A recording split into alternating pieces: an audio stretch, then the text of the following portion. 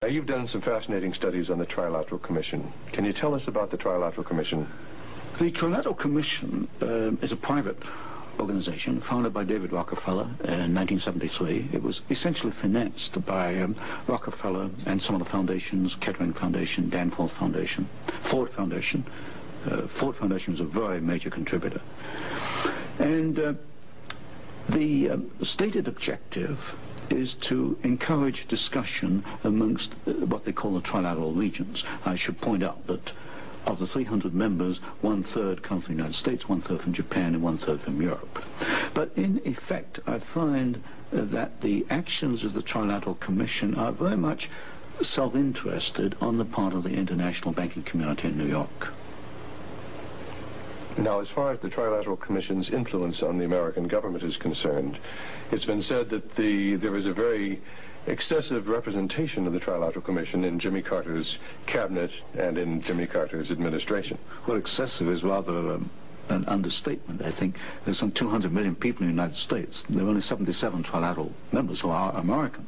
Out of that 77, I counted no fewer than 18 trilateralists. That's about 1/3 of the American trilateral contingent turns up in the Carter administration. Mr. Carter himself is a trilateral, Mr. Mondale, Mr. Brown, Mr. Vance, Mr. Blumenthal, Mr. Brown, Secretary of Defense. In other words, they occupy all the senior cabinet and sub-cabinet posts. In fact, there's some key committees, intelligence and defense committees, which are only comprised of trilaterals. So here you've got 77 Americans selected by one man, David Rockefeller, who's chairman of Chase Manhattan Bank. And we find that they turn up in the key controlling positions in Washington under the Carter administration. And would this suggest to you that perhaps we do not select the government, that it is selected by these people who work behind the scenes? You can come to no other conclusion. If you look today at who's running for office, you find Mr. Bush is a trilateral, you find Mr. Anderson is a trilateral, Mr. Carter is a trilateral. We find articles appearing in Newsweek magazine, Time magazine, U.S. News and World Report, many of the major media telling us there's really nothing to be concerned about from the Trilateral Commission. Is there any interlock between the Trilateral Commission and the major media in the United States? Yes, there is an interlock, particularly in the news media. For example, the Chicago Sun-Times, the executive editor there, James Hoover is a trilateral. You'll find Saul Linowitz is a director of Time magazine. And I think, yes, Henry Schacht is a director of CBS. So there very definitely is an interlock between the trilaterals and the media.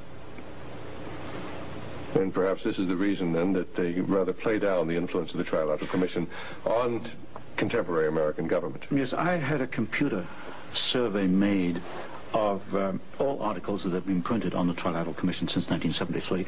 I could find worldwide only 73 articles.